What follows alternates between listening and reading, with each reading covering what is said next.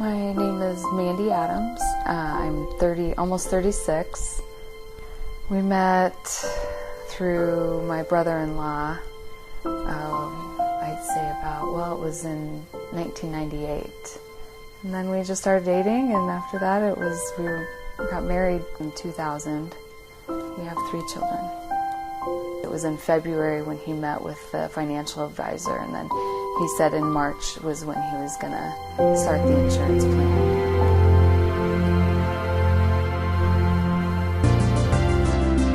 A boater presumed dead after an explosion on a lake. The man tried to swim to shore in freezing cold water at Branched Oak Lake. That's near Lincoln. KATV News Watch 7's Ryan Luby spent the day with the dive teams, and he's live with the latest. Ryan?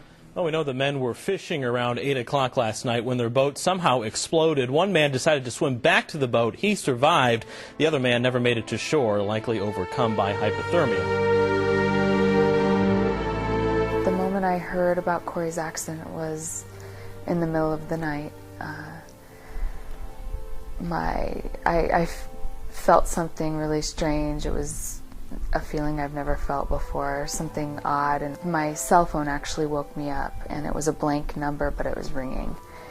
And then the baby next to me started giggling in her sleep. I've never heard her giggle. And then the phone rang again, and it was a family friend asking if I wanted a ride to the hospital. And she said, well, didn't you know they were in a boating accident, Corey and his friend Jim?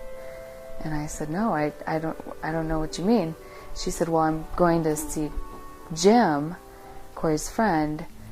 Do you want to come with? And I said, well, where's Corey? And she said, I don't know. And I said, well, I'm going to wait until he calls me. And they sent the officers over to my house in the middle of the night. So.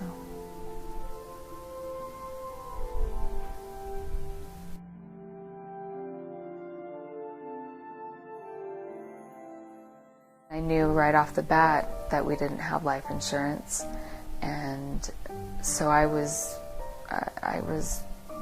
just up against the wall, scared. When we were married, we did talk about life insurance. I held the insurance policies through my work when we were married, and once we had our 3rd baby, I decided I wanted to stay home, and so that's when our insurance policy ended, was when I stopped working. It was a very uncomfortable feeling, but we always thought, oh, we're young, we don't need it right away. Nothing's going to happen to us, you know. The kids, they're fine, but don't risk it. We were just so caught up in life that it's just something we kept pushing back further and further. I always had that feeling of being so not secure in what we're doing, and we were risking things as far as having him with his career and then me staying at home. And eventually you'll just forget that payment's even there. It's such a little payment. It's such a good feeling to have insurance and to know that security's there just in case. And when you don't have it, you're risking. You're risking the lives of your children, your spouse, yourself. And in the long run, if you were to pass away, your family members are the ones that are going to have to help with, whatever costs there were. If Corey were here today, and he heard that someone wasn't going to sign up right away for life insurance, he'd want me to tell his story. He'd want them to know that you just never know what tomorrow will bring. You just never know. We gambled and Corey and I, lost. What has given me great comfort is knowing how much we're loved.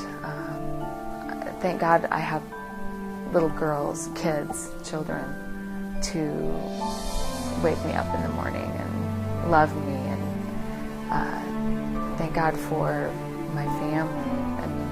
constantly calling and making sure we're doing okay.